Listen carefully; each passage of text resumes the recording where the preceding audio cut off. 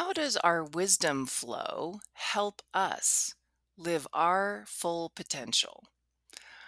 Welcome to another episode of It's Her Turn. I'm your host, Dr. Kate Dow, and I'm really glad to be here with you today and share a little bit about this wisdom flow that is a part of the Fearless Feminine Wisdom work that I do. And it's a new way of describing it that I'm kind of really liking and wanting to offer up to you as a way to help you think about what helps us be our best, what helps us move past the challenges and the fears and the self sabotaging behavior that we all have just because, you know, old triggers, old challenges, old difficult issues that we have can get in all of our ways when we're trying to move forward and grow and get to the next level. So this this work really comes from a very deep devotional part of me because it's very much an expression of my own seeking and striving to move through difficult experiences, mental health challenges, traumatic experiences, disappointments, and relationship um, problems. I'm trying to think of, like, I wanted to say betrayals, because we've all probably felt betrayed by somebody in our life. And, all these ways that we can feel like life gets challenging and hard, and how do we meet it and move through it? And in my experience, that's not something that we learn at school. It's rarely something that we learn in our family, but it's something that when we do our own personal growth, right, our own spiritual development, these are things that we're going to come face to face with, is how do we manage sitting with the challenges, but also being able to know how do we be with them and transform them. And this work of fearless feminine wisdom really, like I've shared, it comes from having been through challenging times and having worked with many, many women over the last 3 decades or more, um, and places where they got really stuck, whether it was in depression or in PTSD or abusive relationships. In self-esteem challenges, in anxiety. Um, this is the human dilemma, right? Is that we come and we experience hardship and adversity and trauma. And what do we do with it? How do we move through it?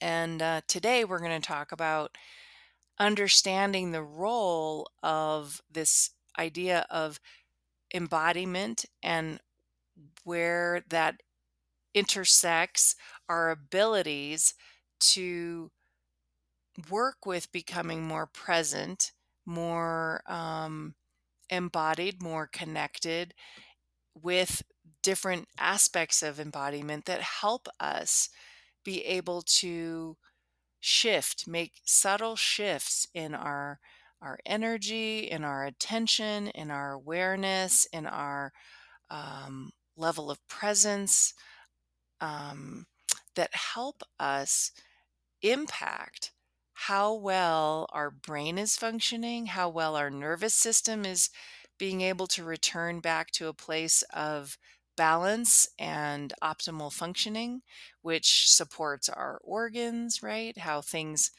in our energy field can be modified so that how we work with being stressed can help us come back to a place of um, flow and openness, and how that connects to our intuitiveness or our problem solving. That obviously all parts of us, mind, body, spirit, we could say, they're all interactive, right? Even though we might separate them out, um, they're all interrelated.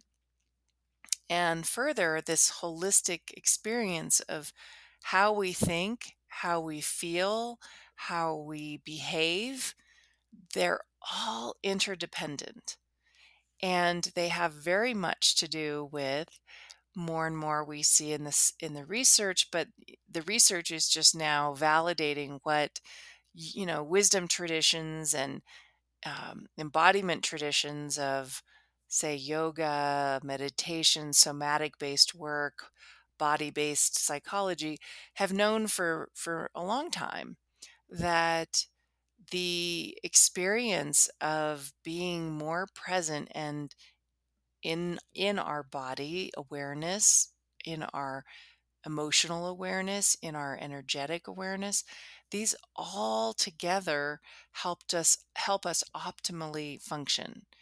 And I'm calling that wisdom flow. Um, so so let me get into that a little more specifically. I like to always bring in the feminine archetypes because I feel like it helps us uh, kind of connect with, like, well, what does that mean, say, to be more connected in your mental flow? And if you've read my book, Fear Less: The Art of Using Anxiety to Your Advantage, then you know I've worked with the queen, the heroine, and the goddess as aspects, sort of general aspects of the feminine archetype, because again, I feel like it helps us kind of connect in with that. And so in the book, I talk a lot about the mind being, the place that we want to kind of come back into being the queen of our mind, right? Instead of sort of the slave of our inner critic thinking mind. We want to come back into that sense of sovereignty of, like, um, I get to decide what beliefs are actually serving me instead of just all this old conditioning running me, and I'm sort of, feeling powerless over my own thinking that's making me stressed and worried and anxious and unable to think clearly, make good decisions for myself, be able to really perceive what's happening and make good decisions based on that clearer perception. So the queen is an aspect of mental, we could say, clarity, sovereignty, and dignity. Being able to come back to a sense of our own inherent self worth.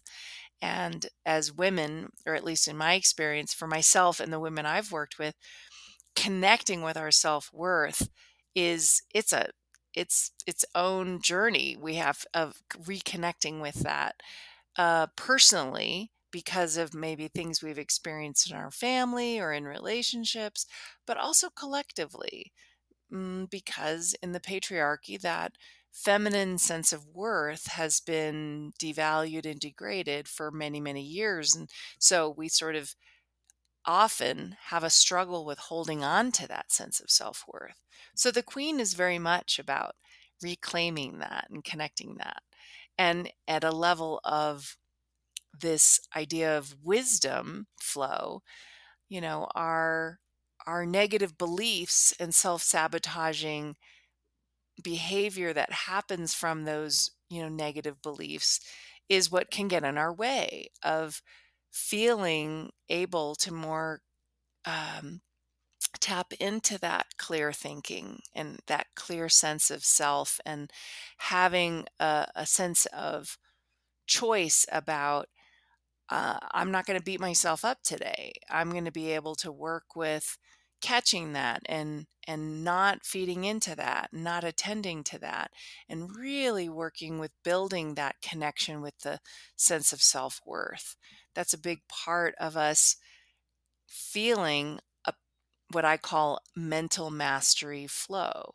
It's because we're operating from this clearer mind, wise mind, that allows us to stay more open and free to think more clearly.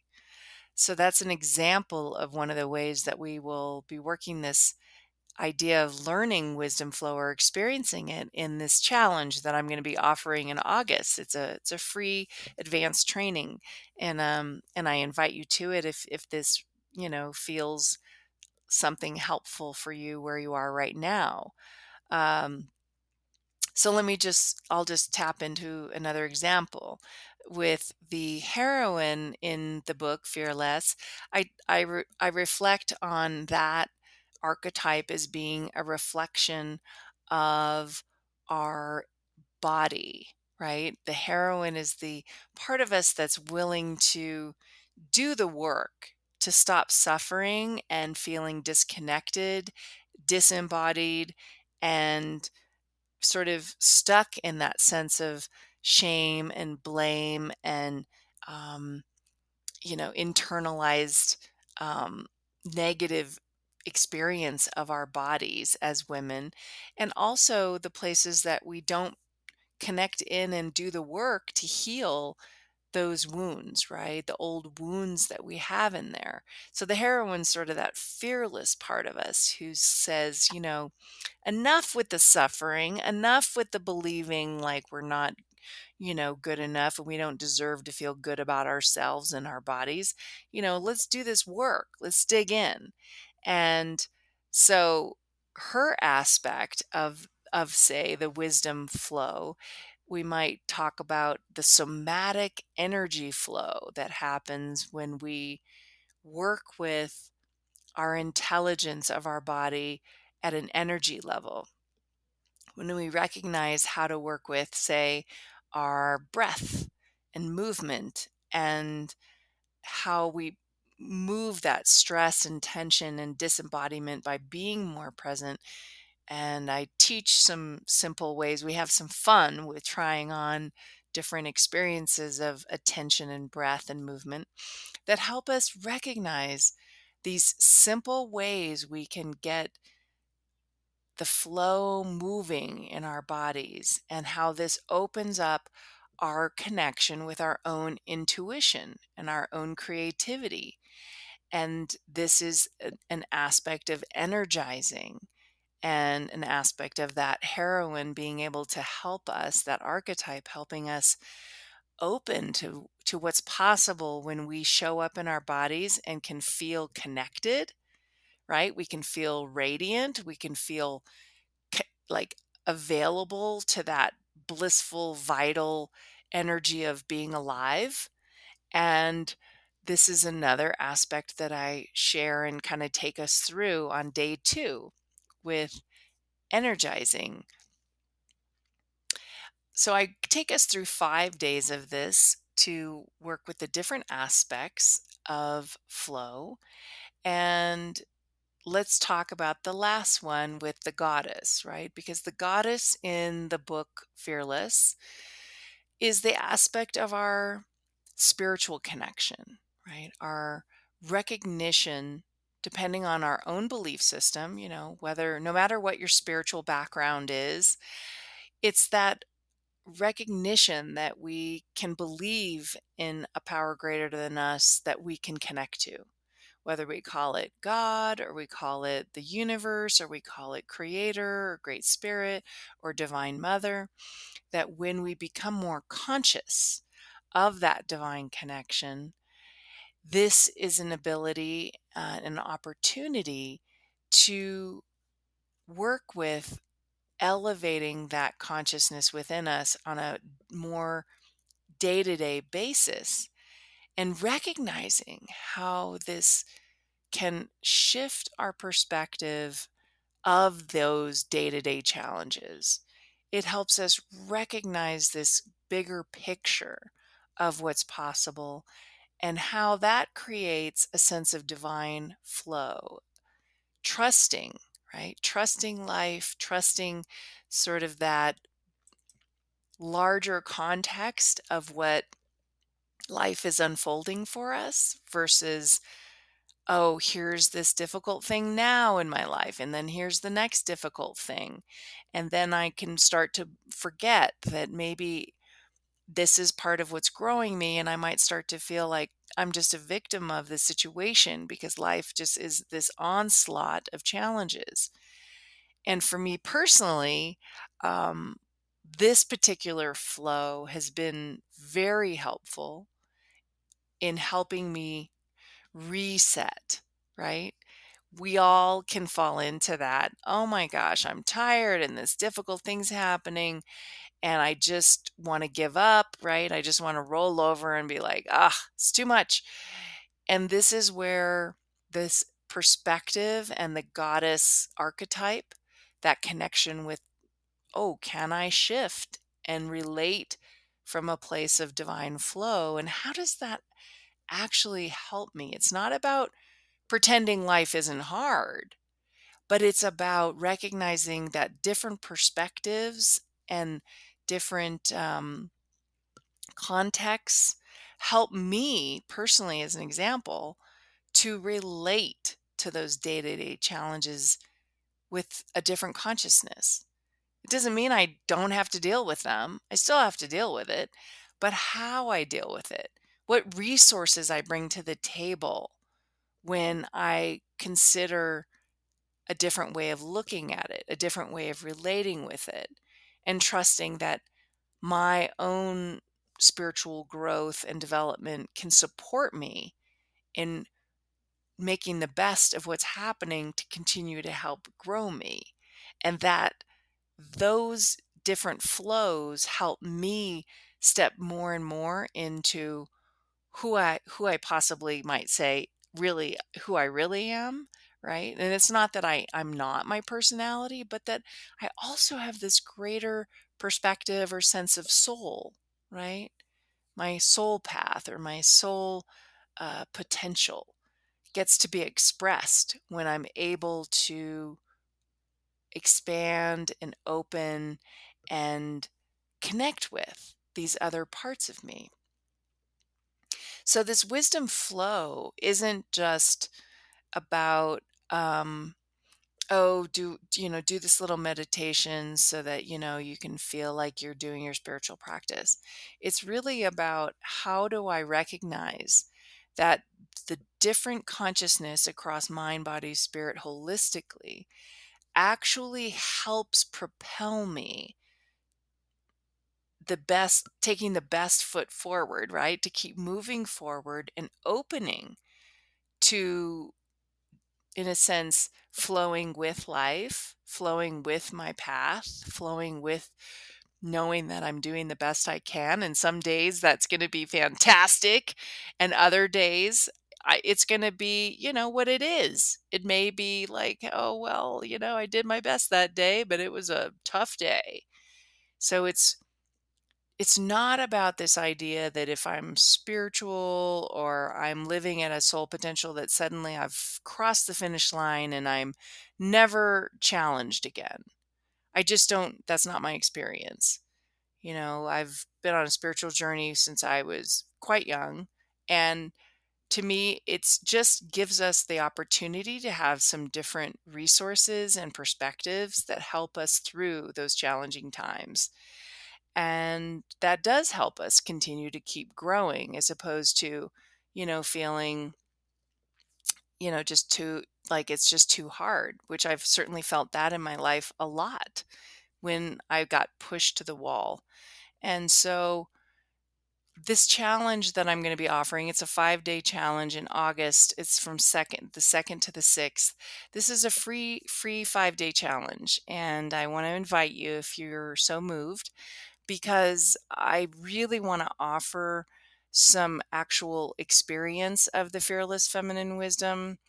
I have my Facebook group and I share a lot about stuff and I do some mini trainings, but this is a real experiential process that I wanted to create so that you can really try it on and notice and experience in a small little group. It'll be within the Facebook group, but whoever's registered for the challenge will come together on the Zoom call, and it's an opportunity to really try on what I'm talking about and have your own experience and notice how it supports you in being able to consider, oh, this really might help me when I'm struggling with this, or boy, that really sets me up for the day. And I find myself more aware, more capable of kind of resetting when things get difficult, or when things get hard at work, this is something I could do that would really help me clear my head when I'm getting like all fuzzy and overwhelmed,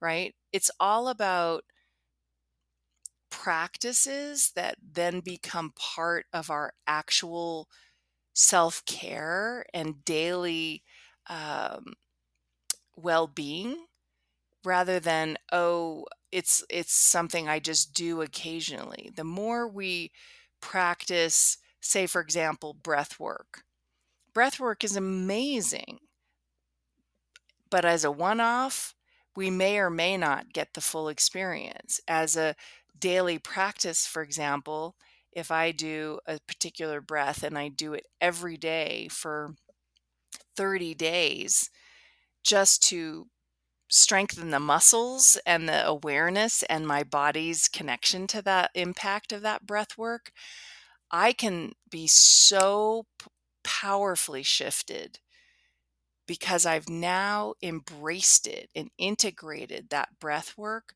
as a part of my body's functioning. And it can even spontaneously start going into that breath work because my body's wisdom says, Kate, you're not breathing, and let's go into that breath work, right? Because as human beings, our nature is to get lost and to forget what's good for us and to not want to do what's healthy for us. It's part of the culture that we live in. It's part of the dynamic of duality that we live in. And so the more we can practice things that actually serve and support us, the more they just become a little more in our daily experience, and we're more likely to remember to use that beautiful resource, to practice that tool, to pick up that strategy, not because it's just about tools and strategies, but it is part of what helps grow us. And when we're doing those pieces that are, these ways of being, we're practicing these ways of being, it really does make a difference. And just as easy as it is to start, eating well, it's just as easy to forget and stop eating well. We're just creatures of habit, and and it takes a while to build a new habit, right? In Kundalini Yoga, it says 90 days of doing something is what it takes to build a new habit. And even then, we can still choose, like, to fall into old habits and stop doing that one thing. And it's not about judging ourselves. It's just about recognizing this is part of the human condition.